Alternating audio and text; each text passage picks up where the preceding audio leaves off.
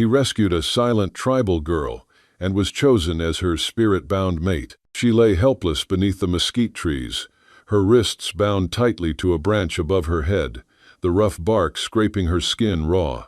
Her breath came in sharp gasps, not from weakness, but fury. Her torn dress clung to her damp skin, rain mingling with blood and dirt on her thighs.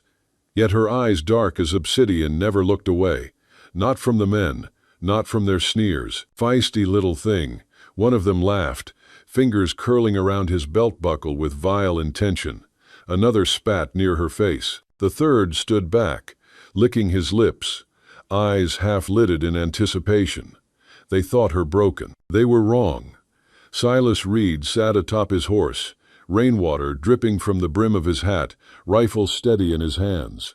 His face was carved from silence, but his eyes were a storm. If you're a sucker for cowboy love stories and wild, untamed Western tales like this one, drop a ton of ones and type "your place" in the comments to let us know you're riding with Wild West love. The rain arrived as abruptly as a broken curse, a misplaced scream in the parched lands of New Mexico in 1881. It wasn't the fine drizzle or the fleeting summer storm one might expect. This was a cascading wall of water, thundering down from a leaden sky, transforming the thirsty desert into a murky mirror reflecting silver lightning. Red dust billowed into vapor, mingling with the suffocating scent of damp earth and burnt ozone. It was a rare event, an anomaly so profound that even the creatures hidden deep within their burrows poked their heads out, bewildered. Inside his solitary forge, perched precariously in the desolate wilderness miles from the nearest town, Silas Reed paid no mind to nature's miracle. To him, rain was merely an inconvenience. It extinguished the fire in his hearth, soaked his precious coal, and turned the only track leading out to the world into a sticky quagmire. The rain hammered against the old tin roof of his shack like a relentless war drum, drowning out the familiar clang of his hammer. Silas brushed the damp strands of hair from his forehead, his calloused hand gliding over the cold anvil. Rain, or anything else, couldn't quell the smoldering fire within him, the fire of loneliness and resentment. It had been 3 years since that fateful night. 3 years since the greedy flames of the town had stolen his home, stolen Lily's clear laughter and Sarah's warm embrace. 3 years since Silas Reed had died along with them, leaving behind only a breathing corpse, bearing scars not just on his skin but etched deep into his soul. They were constant reminders of his helplessness, of an irreplaceable loss. He had come to this desert not to find peace, but to escape the pitying glances, the hollow condolences, and, most importantly, to escape the memory that constantly threatened to consume him during long, sleepless nights. He sought the harshness of the wind, the sun, the isolation, to feel more keenly the emptiness inside. Hot steel and the ringing clang of his hammer were the only friends he allowed himself to have. A flash of lightning tore through the encroaching darkness, followed by a resounding thunderclap that shook the very ground. Silas flinched. He didn't care for thunder and lightning, but there was another sound, faint, piercing through the thick curtain of rain. A scream, a lonely, piercing scream, not of wind or wild animal. It was a human scream. He frowned. Rarely did anyone venture into this territory, especially not in such a storm. He felt a tremor of old instinct, a familiar tightening in his gut that he despised. For years, he'd lived by the gun, a gunslinger whose name carried weight in dusty saloons and on wanted posters. But after the fire, after losing everything that truly mattered, he'd cast off that life. He'd buried his reputation, traded his holster for an apron and his gun for a hammer. The Winchester, once an extension of his will, now lay gathering dust, a silent pact he'd made with himself. No more violence, no more blood on his hands. He was a rancher now, a lonely one, trying to forge a new life from iron and solitude, hoping to outrun the specters of his past. He hated the gun, hated what it represented, what it had made him, but the scream repeated, closer this time, laced with struggling sounds and crude curses. A woman, a human in distress. His mind screamed at him to stay hidden, to let the world consume itself. This wasn't his fight. He'd sworn off fights. Every time he'd drawn that weapon, it had brought nothing but pain, for himself and for others. His hands, now calloused from forging and honest labor, twitched, recalling the smooth, cold steel of a grip. The internal battle was fierce, a silent roar in his head. "Stay out of it, Silas. You promised yourself." Yet the scream came again, sharper, more desperate. It cut through the rain, through his resolve, through the years of self-imposed penance. It was a raw, primal sound that clawed at something deep within him, something he thought he'd buried forever. A flicker of decency, a buried sense of justice, or perhaps simply the unbearable echo of Sarah's last cries. He closed his eyes for a moment. The images of his burning home, of Lily's tiny doll abandoned in the yard, flashing behind his eyelids. He had been helpless then. He couldn't be helpless again, not when a human life was clearly on the line. With a ragged breath, a silent curse against himself, he walked to the corner where the old Winchester lay. His fingers brushed against the polished wood, a familiar, unwelcome sensation. It felt heavy, like a burden, not a tool. He picked it up, the weight of it in his hand a tangible reminder of the life he'd abandoned. He was breaking his own sacred vow, inviting the nightmares back. But the scream, it pushed him forward. He pushed through the flap of his shack, stepping into the deluge. His heavy boots slogged through the mud, the cold sensation of rainwater seeping through his old leather coat. The thick darkness and heavy rain acted as a shroud, concealing everything. He walked cautiously, following the direction of the scream, straining to listen. The sounds became clearer. 3 rough male voices, and one woman's desperate plea. They were in a small clearing, hidden beneath mesquite trees and cactus bushes. The weak light from a lantern, partially concealed under one man's coat, was just enough for Silas to make out the horrifying scene unfolding. 3 white men, roughly dressed, their hair plastered to their heads by the rain, surrounded a young woman. She was Native American, evident from her simple attire and long dark hair splayed wildly. She was struggling desperately, her screams muffled by harsh laughter and vulgar words. One man grabbed her hair, yanking her head back. Another was trying to tear at her simple dress, revealing tender skin. The third, with a disgusting grin on his face, reached out to cover her mouth. Silas's blood ran cold. The sight, though only a fleeting glimpse, instantly brought him back to that horrific night 3 years ago. Sarah's scream, Lily's cry, and the crushing helplessness as the fire consumed everything. He saw red, a blinding, furious red that had nothing to do with rage and everything to do with a desperate, primal need to prevent this kind of helplessness, this kind of suffering. It wasn't about being a hero. It was about not being a coward. It was about not letting another innocent life be devoured by the darkness. He hated the gun, hated the violence, but he hated the alternative even more. He took a deep breath, raising the Winchester to his shoulder. His aim wasn't at these brutes, but at the inky black sky above. He didn't want to kill anyone. He couldn't go back to that life. But he had to do something. He needed to create a shock, a warning roar. Crack! The sound of the shot ripped through the rain, louder even than the thunder. The bullet soared into the sky, leaving only a faint wisp of smoke that dissolved into the dense moisture. The crude laughter instantly died. The 3 men froze, looking at each other in confusion, not comprehending what was happening. They craned their necks, searching for the source of the sound, trying to identify their attacker. Silas said nothing.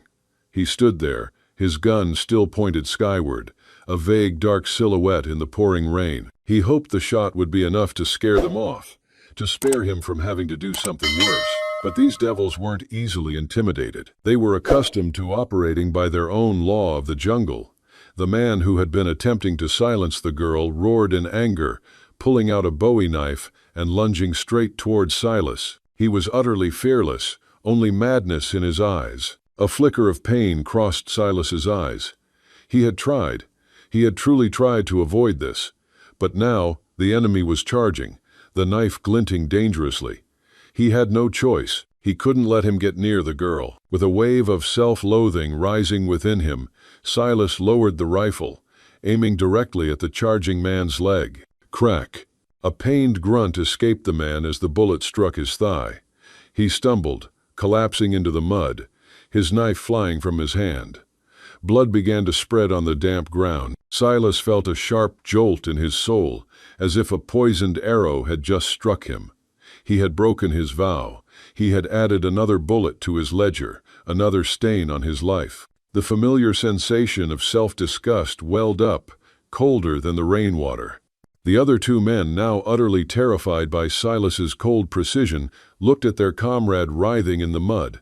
The madness in their eyes gave way to sheer horror. They didn't think, only turned and fled, tripping repeatedly in the muddy terrain, the splashing sounds of their footsteps gradually fading into the night.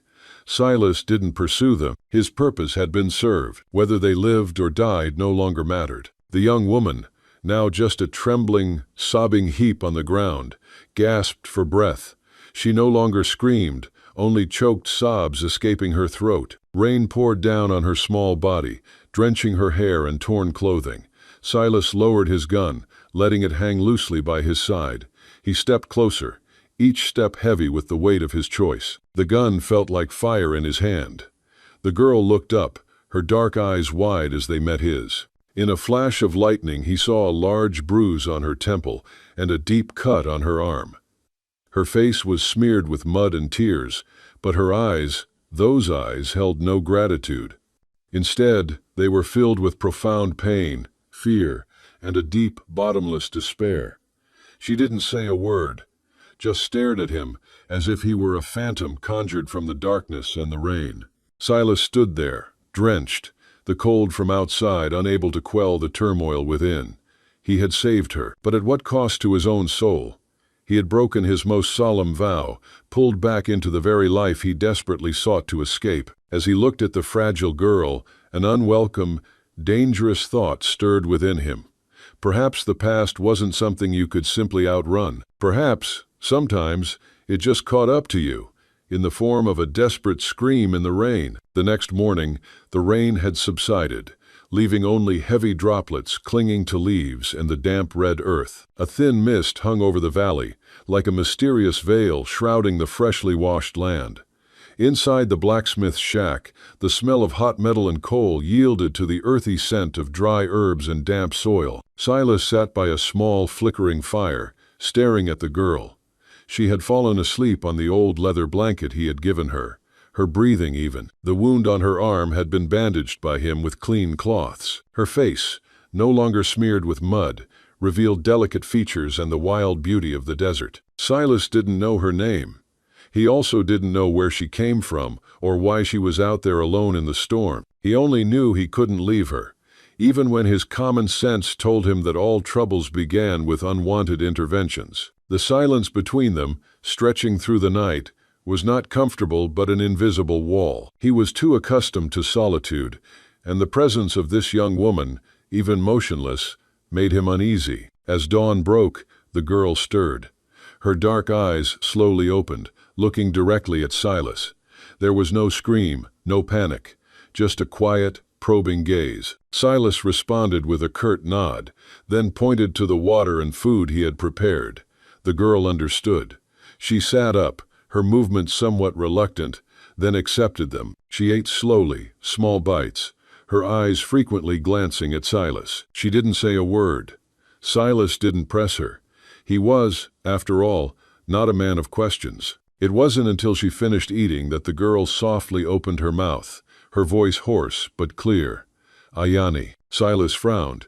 "Your name?" She nodded, a small flicker of emotion, something like relief, appearing in her eyes for the first time. "Ayani," she repeated, as if to confirm. "Silas," he responded, pointing to himself. "Silas Reed." And that was their first conversation. Brief, basic, yet it broke the wall of silence.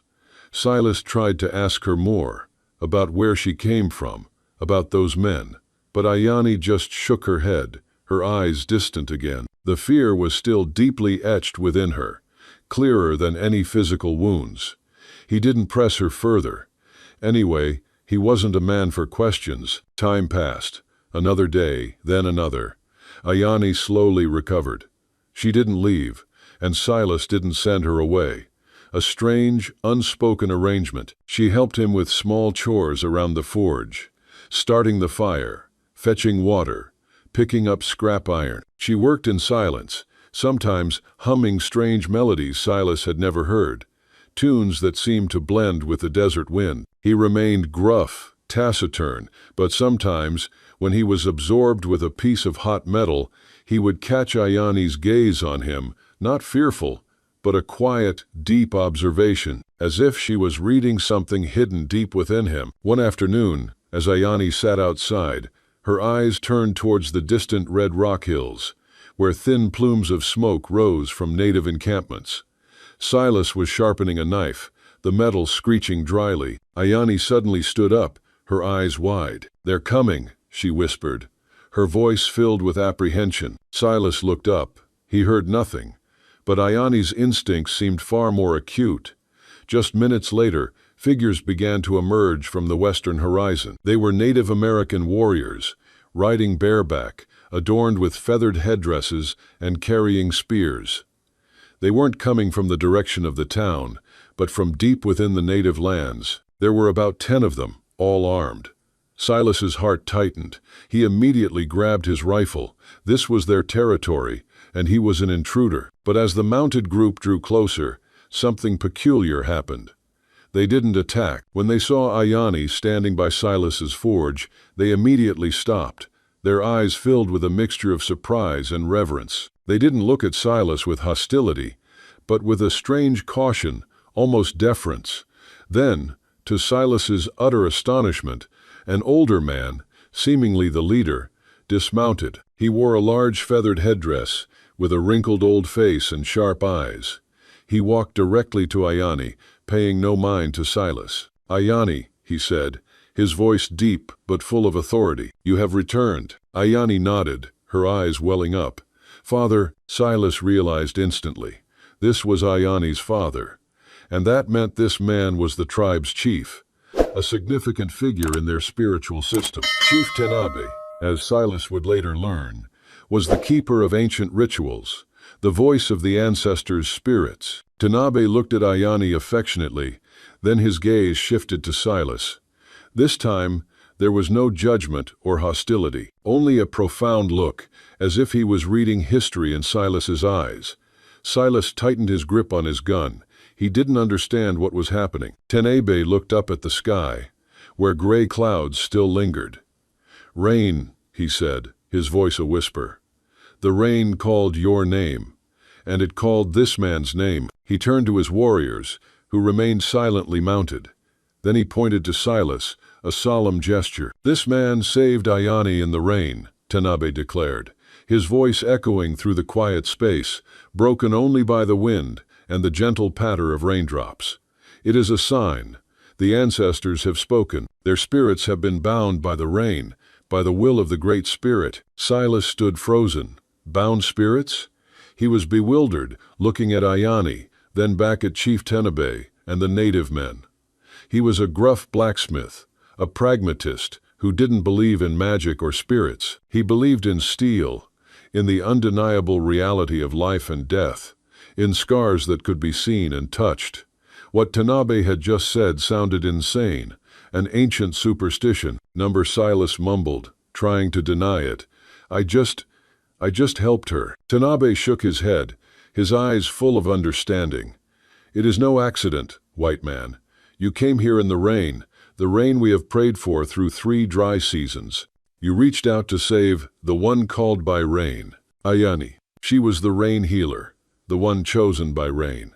Silas remembered Ayani's whispered words about being hunted. She bore a special lineage, a spiritual mark that white men considered heresy, while her people revered it.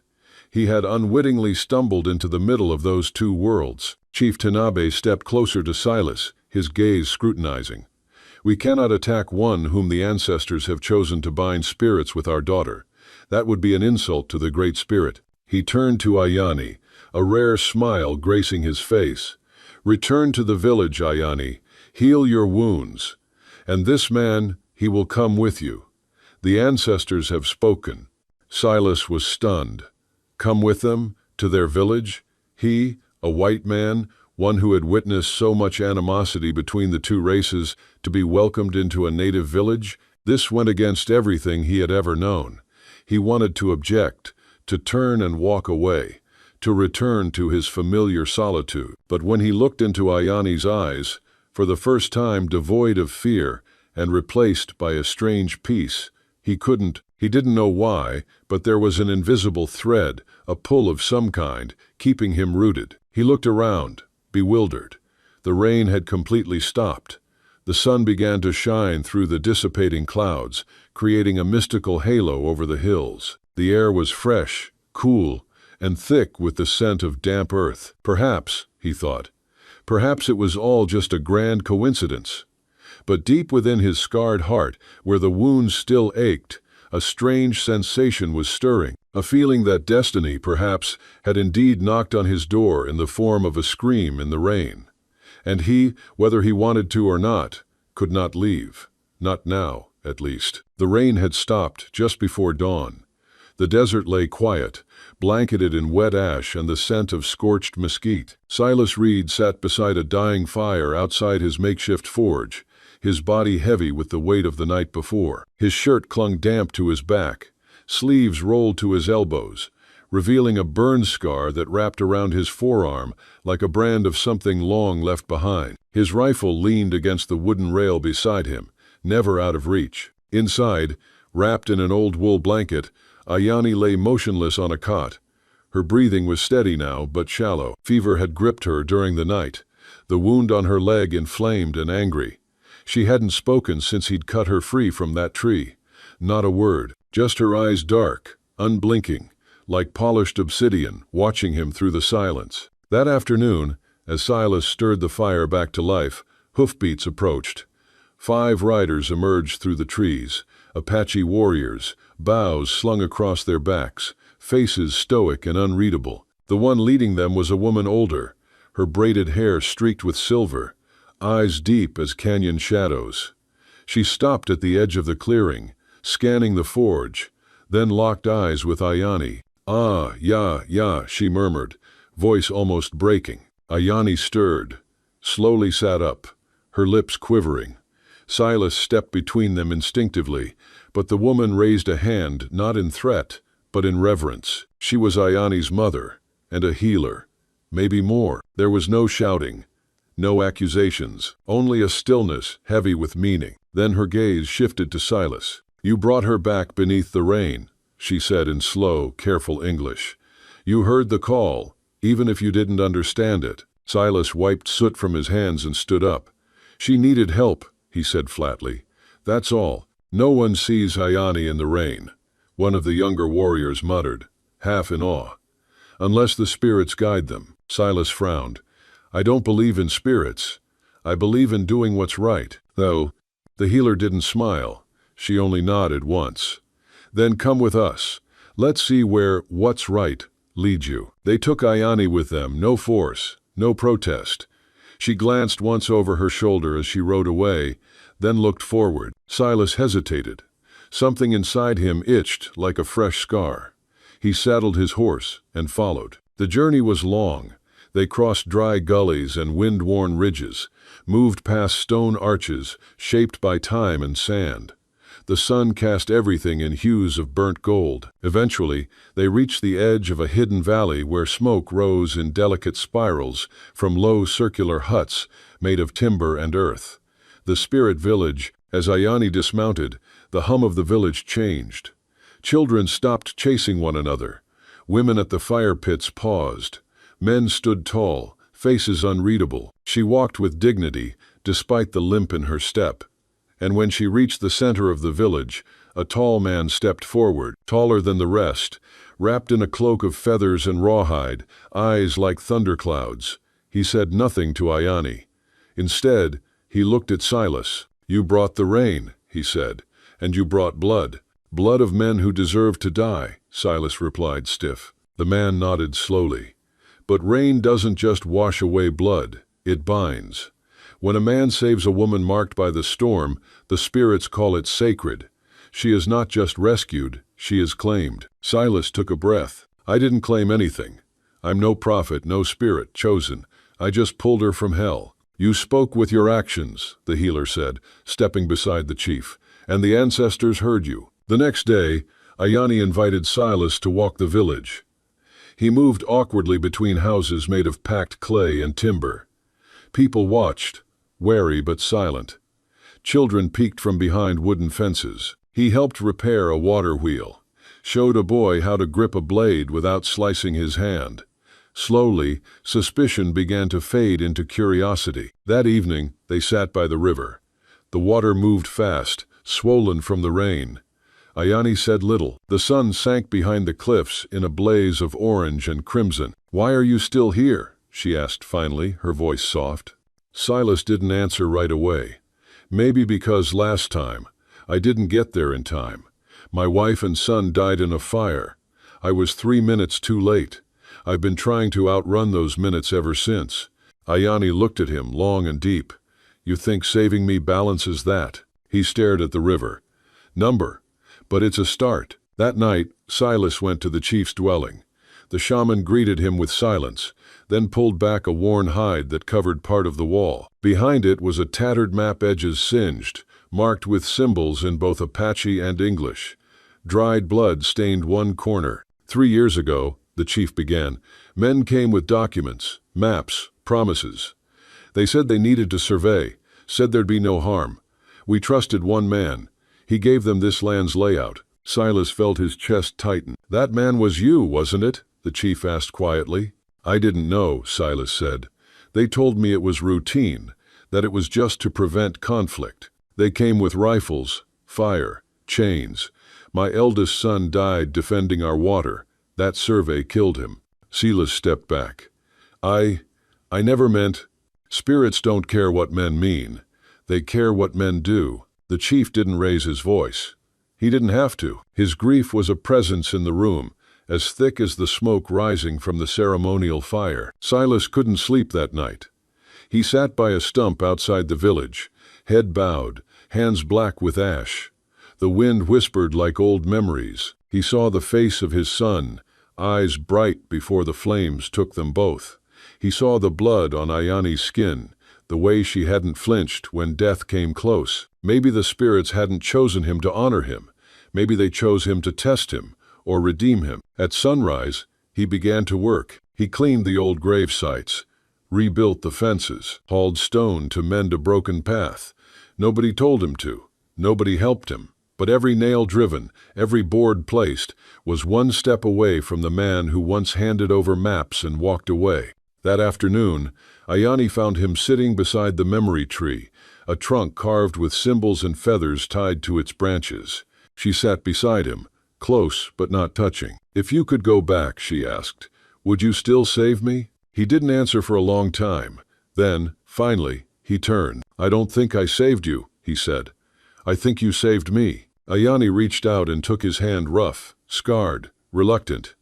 But it didn't pull away, and in that simple touch, under the sky no longer crying, the first root of something unspoken took hold. Not forgiveness, not love, but the space where both could one day grow. The desert wind howled like a warning ghost, as dusk painted the sky in molten gold and crimson. The mesa loomed behind them, casting long shadows over the sagebrush-covered plain. Josiah Cross, battered and bruised, held tight to the reins of his weary stallion, his other arm wrapped protectively around Maria's waist. She leaned against him, silent, her breath shallow, the blood from her shoulder soaking into the front of his shirt. Behind them, the horizon burned not with fire, but with the memory of gunshots, screams, and the near unthinkable cruelty she had almost endured. Josiah had arrived just seconds before the worst. A stranger once, now her savior. A lone cowboy with haunted eyes and a heart that had known more death than peace.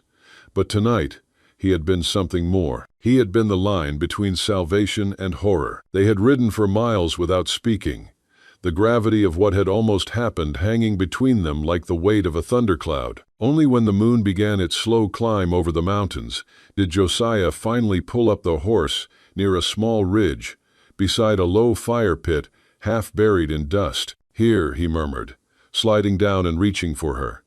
"We rest." She didn't resist when he lifted her gently from the saddle, though a soft cry escaped her lips as pain from her wound flared. He carried her to a patch of soft earth, laying her down with more reverence than most men reserved for prayer. For a moment, he just knelt beside her, jaw tight, eyes distant. Then she spoke. "You came back." 3 simple words, but they cut deep, deeper than any bullet. He swallowed hard, taking her hand.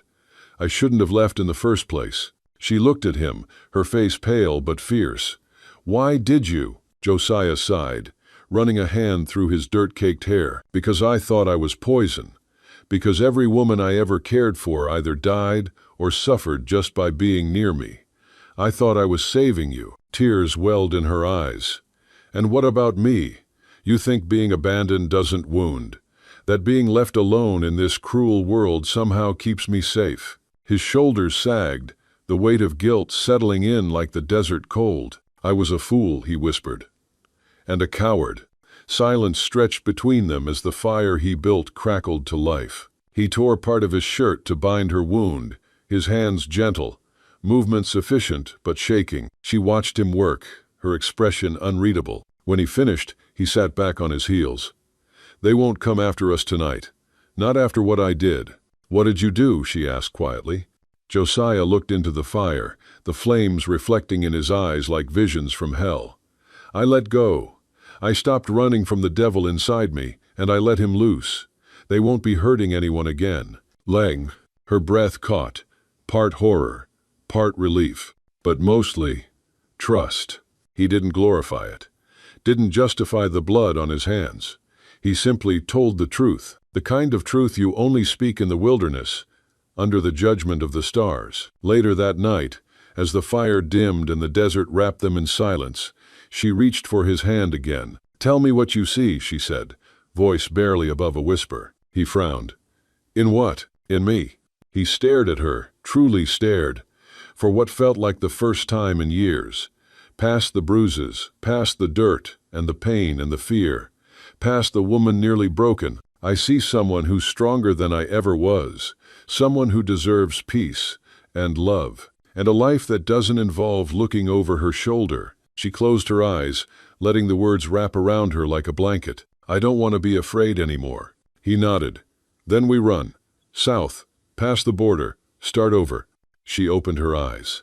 "Together?" The pause that followed was brief, but it meant everything. "Always," he said. By morning, the wound still ached, but hope bloomed like a desert flower after rain. They rode together, this time not as strangers, nor as a savior and the saved, but as 2 broken souls who had bled enough, 2 hearts who had walked through the fire and come out the other side. Behind them, the West still burned, lawless and raw. But ahead, there was the promise of something else. Maybe not peace, maybe not safety, but love in its truest, most desperate form, and that would have to be enough. Okay, here's the rewritten ending in English, continuing the story of Silas and Ayani in the Native American village. Silas lived in the Native American village.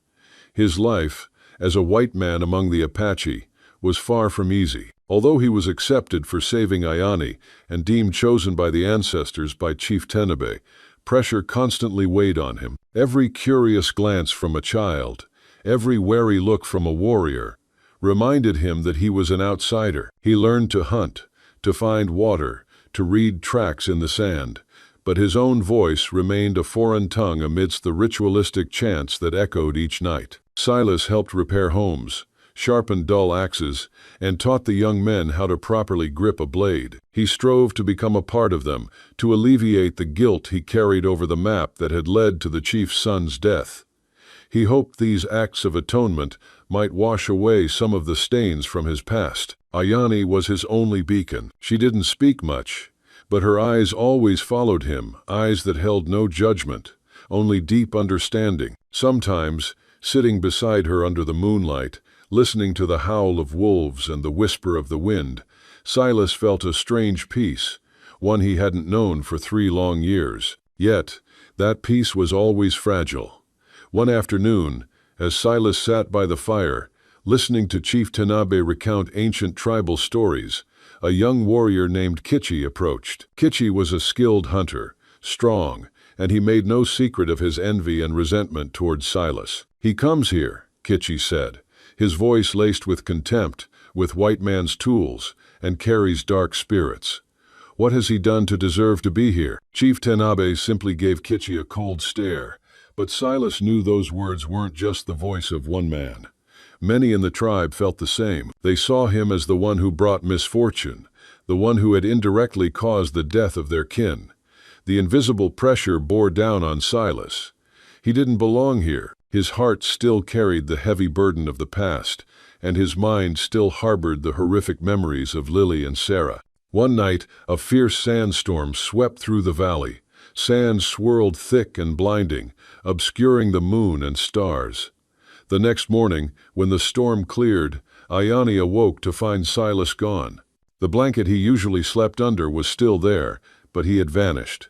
She searched everywhere, but there was no trace. The entire village was in a state of confusion. Some believed he had fled, unable to bear the harsh life here. Others thought he had been taken by an evil spirit. Kichi looked triumphant, saying he had known all along this white man couldn't be trusted. Ayani didn't utter a word, but she felt a cold dread creep up her spine. She believed he would return. She felt the invisible thread that bound their souls. Silas was gone, but he hadn't fled. That night, as the sandstorm raged, he'd heard faint cries from a distance. They weren't Apache voices, but the desperate pleas of white settlers. Instinct had taken over. He couldn't just leave them. He knew he might get into trouble, but his conscience wouldn't allow him to ignore their plight. He'd ridden his horse, battling through the sandstorm, following the sounds. Eventually, he found a stranded pioneer family. Their wagon had overturned, a man was gravely injured, and children shivered with fear. They were lost, out of water and food, and a small gang of outlaws was lurking nearby. Silas had to fight. He picked up his Winchester again, using skills he had sworn never to employ. He protected the family, drove off the outlaws, bandaged the man's wounds, and guided them to a safer path. He spent the entire week helping them, ensuring they had enough water and provisions to reach the nearest town. Every day that passed, he thought of Ayani, of her eyes, and of the silent promise he'd made to himself. He knew he had to return, but he couldn't abandon those in need. Throughout that week, Silas found no peace. He grappled with recurring nightmares of his past, the fire, the screams. He thought he'd escaped that man, the violent gunslinger of old, but then he'd taken up the gun again, fired. Had he truly changed, or was he just deceiving himself? Finally, after ensuring the family was safe, Silas rode back. He rode tirelessly, across dusty, rocky trails. When he saw the familiar plumes of smoke rising from the Apache village, a sense of relief washed over him, mixed with anxiety. Would they accept him back?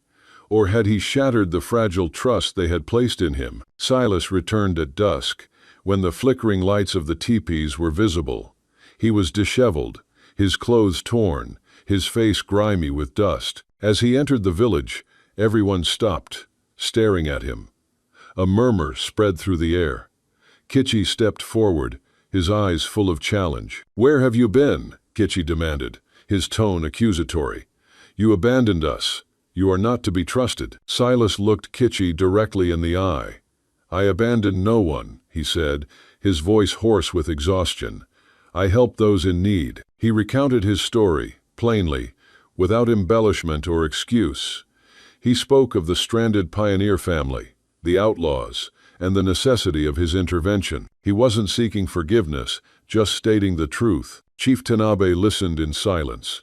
When Silas finished, he stepped forward, placing a hand on Silas's shoulder. "You have returned," he said, his voice filled with respect. "You chose the right path. The ancestors tested you, and you did not disappoint them." Kichi scowled, clearly displeased, but he could say no more. Chief Tanabe's decision was final. Ayani walked towards him, her eyes devoid of reproach or doubt, only relief and a deep underlying sorrow. She touched the wound on his arm, then gently placed her hand on his cheek. I knew you would return, she whispered, her voice clear for the first time in days. That night,